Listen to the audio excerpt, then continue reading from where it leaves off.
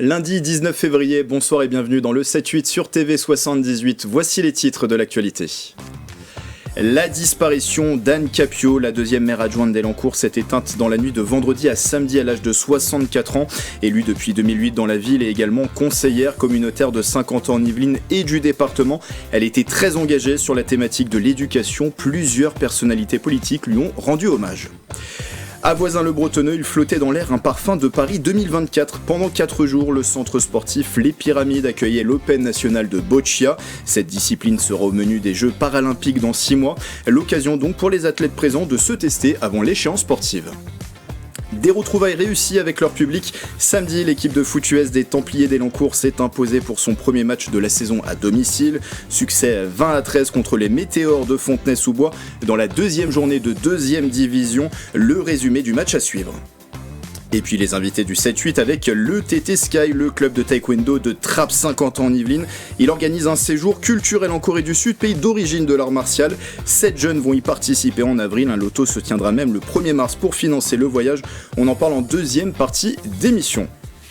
Plusieurs personnes sont avec moi autour de la table et notamment Jessie Willens. Bonsoir Jessie. Bonsoir. De nos confrères de Radio Sensation Yvelines, partenaire de TV78. Et vous avez suivi un événement ce week-end, vous allez nous en parler tout à l'heure. C'était l'élection de Mister France 2024. C'était comment Jessie ? Très bonne ambiance, 900 personnes environ étaient réunies au théâtre André Malraux à Rueil-Malmaison pour soutenir les 31 candidats présents. Alors il y avait des cris et des appréciations un peu plus fortes pour certains candidats, mais je vous en dirai un peu plus tout à l'heure. Ce sera tout à l'heure, effectivement. En face de vous, Mickaël Ludoro, bonsoir. Bonsoir. De la rédaction de TV78, comme chaque lundi, ce qu'il faut retenir avec vous est des résultats sport du week-end. Ça jouait où ce week-end ? Alors il y a eu du bon et du moins bon. On parlera football avec Versailles qui a perdu contre Avranches, c'est du championnat de national. Et on parlera également de plaisir qui en rugby a par contre gagné. Et on parlera également de boxe avec Ahmed El Moussaoui, le grand retour d'Ahmed El Moussaoui, le Verriérois sur les rings. Avec vous aussi, ce qu'il faut retenir du reste des actualités du jour. On fera le point en bref tout à l'heure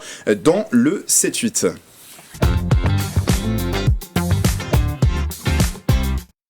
Mais d'abord, cette annonce qui a été un choc pour les habitants d'Elancourt et la classe politique yvelinoise. L'adjointe au maire de la ville, Anne Capio, est décédée brutalement ce week-end des suites d'une maladie. Retour sur son parcours où elle a œuvré notamment pour l'éducation et sur les réactions avec Gabriel Gontier. Elle aura marqué la politique du département par son investissement auprès des Républicains et son engagement en faveur de la réussite scolaire et de l'éducation. À 64 ans, l'adjointe au maire d'Elancourt, Anne Capio, est décédée ce week-end des suites d'une maladie. À l'annonce brutale de sa disparition, les hommages se sont succédés, tous soulignant la bienveillance et l'engagement de l'élu au sein du département. À Elancourt, c'est toute une commune qui est en deuil, selon le maire, qui a passé près de 20 ans à ses côtés. Elle était vraiment une actrice extrêmement engagée, passionnée, toujours un rayon de soleil dans les réunions. Elle avait toujours un sourire bienveillant, à aider les gens, une très grande générosité. Il y a des gens comme ça qui créent quelque chose, qui ont un parcours, qui ont toujours quelque chose à dire, mais vous voyez, pour faire dans la solution. C'est quelqu'un qui s'exprimait toujours en termes de solution plus qu'en termes de problèmes. En 2021, Nicolas Dainville avait remporté avec elle les élections départementales. Pour lui, Anne Capio était avant tout une femme de terrain. C'était une femme qui aimait aller à la rencontre des enseignants, des parents, des élèves, pour essayer de les aider, pour essayer de les faire réussir. Et donc son départ va laisser effectivement un vide terrible. Un vide après plus de 20 ans d'engagement en politique, c'est en 2003 que sa carrière prend un tournant lorsqu'elle adhère aux Républicains aux côtés de son ami Jean-Michel Fourgos. Je connais Jean-Michel Fourgos depuis 1996. Je n'étais pas encartée à l'époque, mais à force de le fréquenter, sans doute, je me suis dit qu'il fallait que j'adhère aux Républicains. Elle deviendra par la suite deuxième adjointe chargée de la réussite scolaire et du numérique, mais également conseillère communautaire à Saint-Quentin en Yvelines et conseillère départementale des Yvelines, présidente de la commission enseignement, culture, jeunesse et sport. Au cours de sa carrière, l'élu à la voix rocailleuse avait fait de la réussite scolaire l'une de ses priorités. En 2003, Jean-Michel Fourgos était député à l'époque et on avait créé une association qui s'appelait Initiative Terrain et qui œuvrait pour l'apport du numérique dans les apprentissages scolaires. En hommage à son engagement, une cérémonie sera organisée ce vendredi à 9h30 à l'église Notre-Dame de Maurepas. On fait le point à présent sur le reste des actualités dans les Yvelines.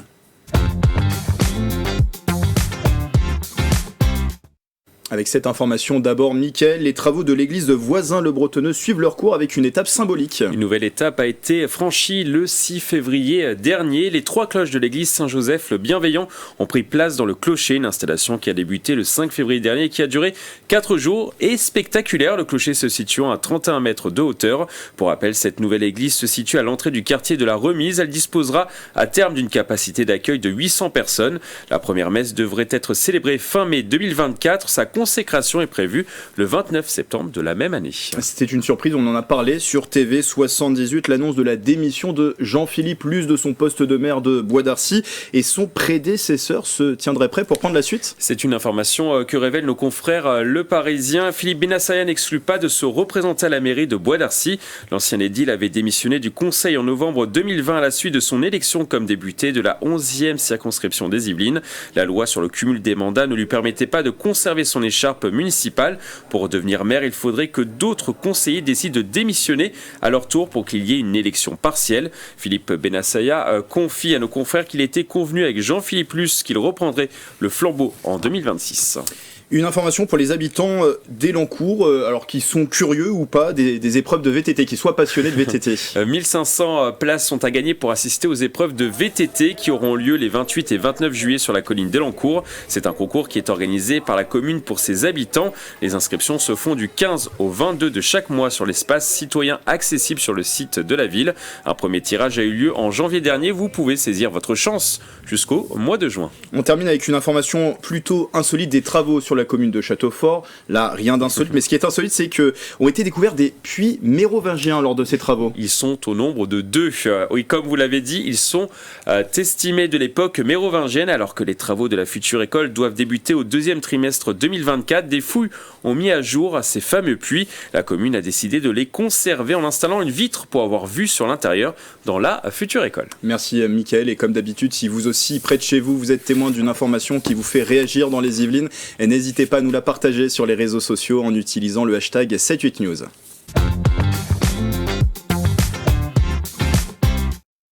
Samedi soir, c'était la finale du concours Mister France 2024. Après l'édition de l'année passée à Poissy, l'élection se tenait cette fois-ci au théâtre André Malraux à Rueil-Malmaison dans le département voisin des Hauts-de-Seine. Jessie Willens pour Radio Sensation, vous avez suivi cette finale qui opposait 31 candidats venus de la France entière. C'est ça, 31 candidats représentant chacun une région, mais une seule écharpe à la clé, celle de Mister France 2024. Pour devenir Mister France, il faut passer différentes épreuves, le test de culture générale, le défilé en maillot de bain, mais aussi la prise de parole devant le jury et le public.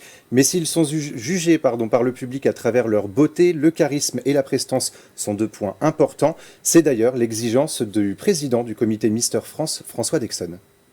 C'est obligatoire de rentrer dans ce concours et de défendre une cause, et on attache une importance tout à fait particulière à ça. Les pectoraux, les biceps et les abdos, ça suffit pas. Il faut avoir quelque chose vraiment, une valeur ou quelque chose à véhiculer, sinon ça ne nous intéresse pas. Comme je dis souvent, nous ne sommes pas une agence de mannequins.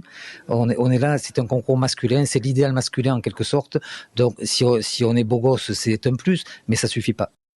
Et justement, quelles ont été les causes défendues par les candidats ? Alors, il y a des causes dont on a l'habitude d'entendre parler, comme la lutte contre le harcèlement scolaire ou les cancers. Il y a des luttes un peu moins connues qui ont d'ailleurs touché le public. Certains misters ont souhaité défendre le mieux manger ou encore les multidys, qui correspond à l'association de plusieurs troubles comme la dysorthographie ou encore la dyslexie. Ces causes étaient défendues pendant la prise de parole des candidats. Alors il y avait le local de l'étape, notre Mister France Île-de-France, Rémi Ducrot. Comment s'en est-il sorti ? Alors, on peut être fier de Rémi Ducrot qui a remporté le test de culture générale déjà lors des élections régionales, mais aussi lors de cette finale. Et il est arrivé parmi les 15 candidats sélectionnés. Il n'a cependant pas convaincu le public et le jury. On écoute sa réaction. Mon objectif, c'était d'être justement dans les 15 et les gens qui ont gagné, je suis très content pour eux parce que c'est des super personnes. Je vais continuer à porter mon écharpe et représenter l'Île-de-France jusqu'à l'élection de l'année prochaine qui aura lieu certainement en octobre. L'Île-de-France ne remporte donc pas ce concours, mais une question vous brûle les lèvres, je pense. Qui a remporté l'écharpe de Mister France 2024 ? Alors, est-ce que vous aviez justement des appréciations dans la rédaction de TV78 ? Je sais que dans la rédaction de TV78, on en a beaucoup parlé et je crois savoir que les personnes qui ont estimé le top 3, le top 4 se sont un peu trompées. Alors en tout cas, ouais, Déjà, je vais donner les pronostics de Gabriel et Mathilde, qui étaient les deux personnes de la rédaction concernées, qui ont fait leurs pronostics. Tahiti, Mister France Tahiti, qui arrivait en première position. Pour Gabriel, Provence en deuxième position et Pays Basque pour Mathilde. Et sur le troisième, là, il y avait aussi un consensus entre Gabriel et Mathilde, puisque c'était Mister France Réunion qui arrivait en troisième place. Ils se sont totalement trompés. Personnellement, j'avais une préférence moi, pour Mister Tahiti également, et aussi pour Mister Bourgogne, ma région de cœur. Mister Bourgogne, Mister France Bourgogne est élu premier dauphin. Mister France Midi Toulousain est élu deuxième dauphin. Mister France Côte d'Azur, troisième dauphin. Et Mister France Midi Pyrénées est élu quatrième dauphin. Le grand gagnant de cette finale Mister France 2024, c'est Charles Stemper, Mister France Rhône-Alpes. On parlait justement des causes il y a un instant. Charles Stemper a décidé de défendre la cause animale. Il est notamment bénévole au sein d'une SPA dans sa région. Le titre de Mister France devrait lui permettre de porter plus haut cette cause. On l'écoute. Et ma première action, c'est que je suis extrêmement reconnaissant et je compte beaucoup faire pour ce titre, mettre les actions que j'ai dit que j'allais mettre en place. Pour ma cause, la première action que je vais mettre en place, c'est communiquer déjà beaucoup sur les réseaux, peut-être organiser des soirées de gala où on présente des animaux à adopter. J'ai pensé à pas mal de choses. Déjà de moi-même, je me rendais déjà à l'SPA pour prendre les animaux, les laver, les nourrir, et je compte bien continuer à le faire. Et puis ensuite mettre en avant la marque, le comité Mister France à 200%, et qu'un jour on soit reconnu autant que les Miss.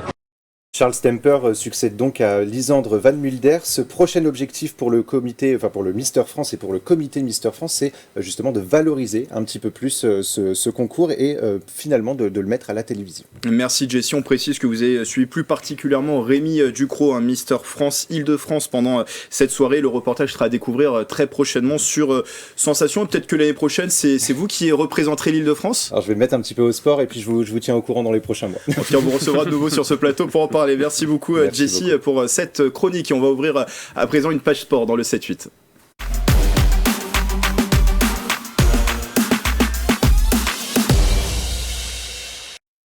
Ce qu'il faut retenir de l'actualité sportive, c'est avec vous Mickaël, et on va prendre tout de suite la direction de Voisins-le-Bretonneux. Du 14 au 17 février, le centre sportif Les Pyramides à Voisins-le-Bretonneux accueillait l'Open national de boccia, une discipline paralympique, l'occasion d'expérimenter l'organisation de l'épreuve à 6 mois des Jeux de Paris 2024. Un reportage de Julien Leroy et Clara de Frutos.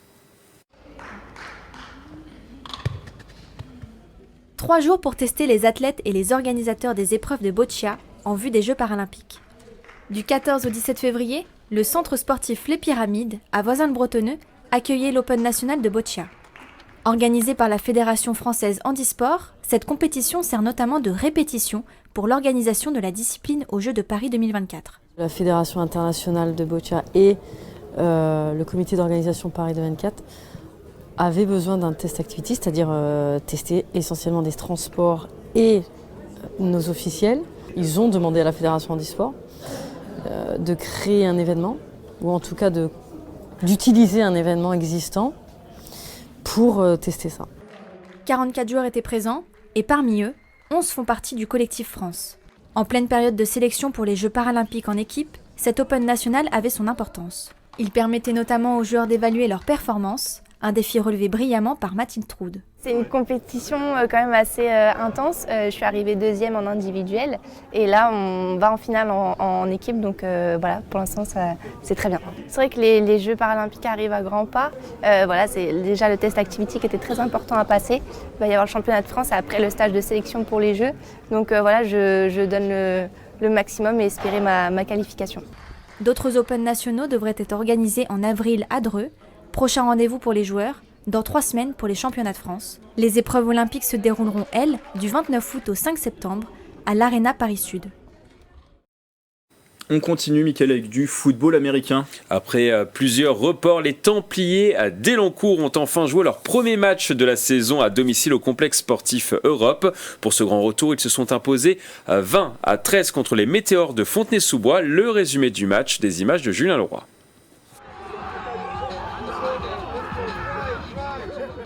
Premier match de la saison à domicile pour les Templiers d'Elancourt. Les Saint-Quentinois recevaient les Météores de Fontenay-sous-Bois ce samedi 17 février.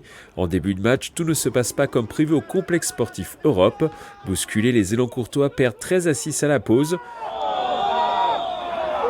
Mais au retour des vestiaires, les joueurs locaux inversent la tendance et s'imposent sur le score de 20-13 dans ce match. J'ai vu des joueurs concentrés, j'ai vu des joueurs dedans. On n'a pas lâché du début à la fin. On fait une petite mauvaise entame où on encaisse rapidement un TD. Une grosse défense solide qui tient tout le match. J'ai vu l'attaque performer, contrairement au dernier match. C'était vraiment bon, ils ont vraiment drivé. Et pour une fois, on était à ça, à la mi-temps. Et ça, on l'a récupéré en deuxième mi-temps, ce qui nous permet de gagner le match, donc c'est positif. Je suis vraiment très content, en fait, très content parce que ça a été une victoire d'équipe. On a vraiment tout donné durant tout le match. On a essayé d'aller chercher les points, chercher la défense. Cette victoire permet aux Templiers d'Elancourt de remonter à la 3e place de la poule 1 de la Conférence B et d'espérer une montée en fin de saison. Mais les Elancourtois ne s'enflamment pas pour autant. La division, c'est l'objectif de tout joueur qui joue au football américain. Mais il faut être lucide. Cette année, je ne joue pas pour la première division. Cette année, je joue match par match. Et je joue en fait pour surtout construire un groupe périn. On est surtout d'abord concentré sur la division 2. D'abord, c'est la division dans laquelle nous sommes. Et avant de pouvoir espérer aller en division 2, il va falloir gagner notre groupe, gagner nos matchs. Pour commencer une série de victoires, il faudra s'imposer dès le week-end prochain. Les Templiers joueront une nouvelle fois à domicile. Ils recevront les Centaures de Grenoble.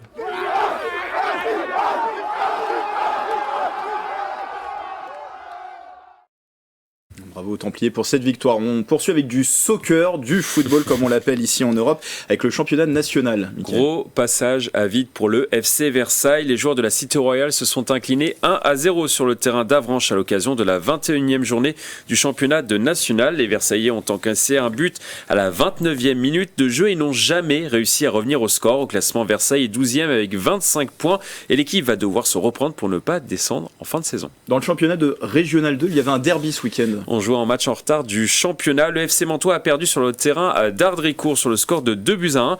Dans l'autre rencontre, Conflans a perdu sur le terrain de Colombienne 2-0. Au classement, les Conflanais sont 4e, Ardricourt 5e et le FC Mantois est 6e. Le rugby avec le championnat de Fédéral 2, il y a du bon et du moins bon pour nos Yvelinois, nos clubs yvelinois. Oui, tout à fait. Grégory Plaisir s'est imposé très facilement sur la pelouse d'Amiens sur le score de 38-13, mais ça sera la seule victoire yvelinoise. Le MLSGP s'est incliné 29-18 sur le terrain de Plouzané et Versailles a encore perdu de justesse sur son terrain contre Orsay. Le score 25-23. Au classement, Plaisir reprend la 2e place. Le MLSGP est 7e et Versailles est 9e. On passe au handball, au calendrier. Il y avait des matchs en National 2 féminine. Oui, Grégory, l'AS Montigny-Bretonneux n'est pas au mieux en ce moment. Les Inimontais se sont inclinés 31-24 dans leur gymnase contre l'Union Sportive Alfortville Handball. Une défaite qui fait beaucoup de mal au classement. La SMB est à la 9e place sur 12. Attention à ne pas descendre en fin de saison. On termine par de la boxe. Vous l'avez annoncé, Mickaël, le grand retour sur les rings de l'Yvelinois Ahmed El Moussaoui. Le Vérérois Ahmed El Moussaoui va disputer son 41e combat professionnel ce jeudi 22 février au Zénith de Paris. Il va affronter l'espoir de la boxe tricolore Bakary Samaké. À 33 ans, l'Yvelinois compte 34 victoires, 5 défaites et 1 match nul dans sa carrière. Mais il reste sur 2 défaites. Son objectif, rebondir pour montrer qu'il peut encore continuer au haut niveau. On reviendra sur ce combat la semaine prochaine dans cette émission. Merci Mickaël pour toutes ces actualités sportives et juste avant de passer aux invités du 7-8, on va jeter un petit coup d'œil aux prévisions météo de demain.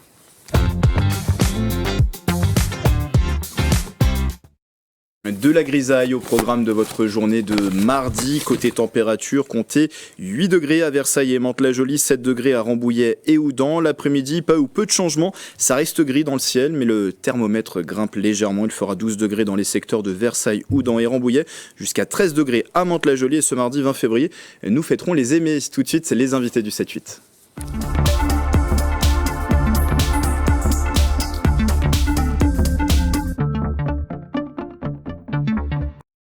Découvrir le pays d'origine de sa pratique sportive. 7 jeunes licenciés de l'école de taekwondo de Trappes Saint-Quentin-en-Yvelines vont avoir cette opportunité. Du 8 au 19 avril, ils s'envoleront pour Séoul, en Corée du Sud, pour participer à un séjour culturel. Et on en parle avec 3 invités qui nous ont rejoints en plateau. Il y a John Hélène, bonsoir, entraîneur de taekwondo à l'ETT Saint-Quentin-en-Yvelines. Voilà, c'est comme ça qu'on appelle ce club. Hélène Blais est en face de vous, bonsoir. Vous êtes, vous, pratiquante de ce club.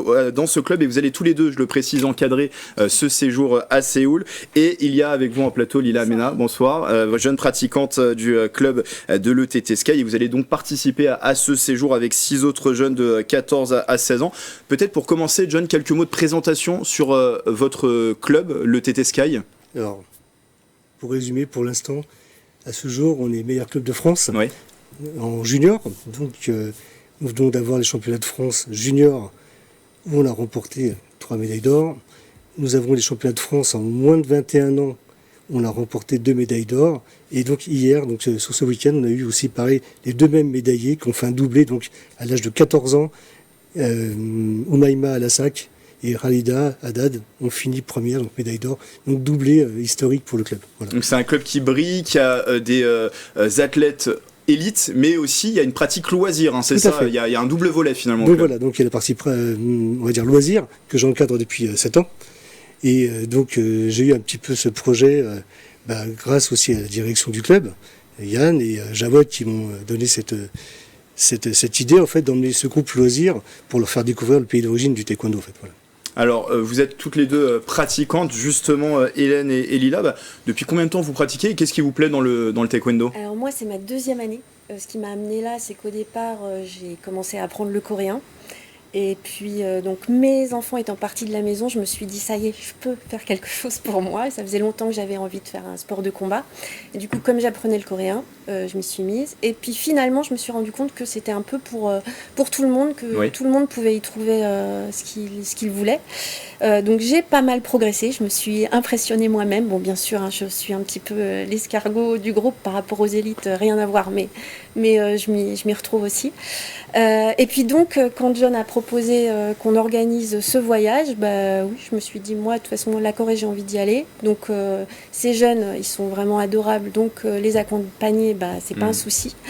Et puis, autour de nous, en fait, on a eu pas mal de partenaires, puisque bon, le club, en fait, finance en partie ce voyage, en bonne partie. Mais on a aussi des partenaires qui nous accompagnent, qui nous ont donné des lots, puisqu'on organise un loto le 1er mars à Trappes. On aura l'occasion d'en parler dans un instant. Et donc on a un partenaire important qui est une entreprise de Saint-Quentin en Yvelines qui s'appelle Prescom. On a 32 partenaires en tout qui nous ont qui participent au financement, donc des restaurants, le cinéma UGC, enfin le Smile World. On aura l'occasion de parler de ce loto dans un instant. Juste poser la question aussi à Lila, depuis combien de temps vous pratiquez-vous le taekwondo et qu'est-ce qui vous plaît dans cet art martial ? Moi, ça va faire 7 ans que je fais du taekwondo et en fait, j'aime beaucoup le fait qu'il y a plusieurs disciplines dans ce sport. Par exemple, moi, je fais de l'arbitrage, mais on peut aussi autant faire de la self-défense, l'arbitrage, comme je l'ai dit, du combat, des punsei. En fait, c'est vaste. Du coup, c'est ça que j'aime beaucoup. C'est pas fermé que sur le combat, comme certaines personnes peuvent le penser.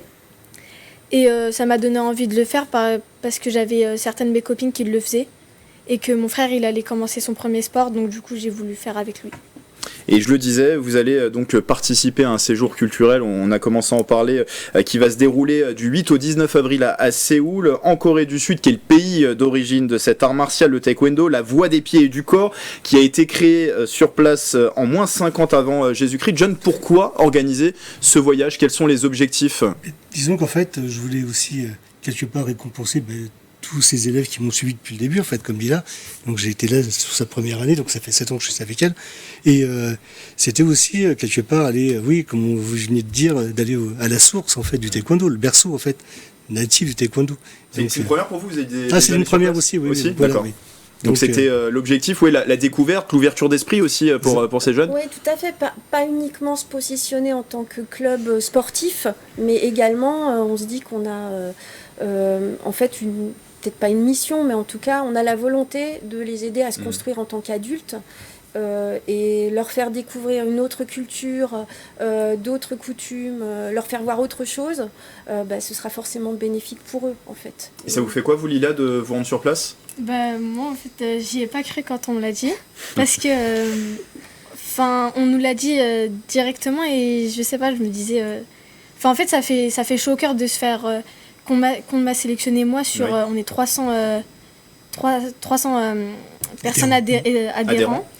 et qu'on m'ait sélectionné moi, ça fait plaisir d'y aller.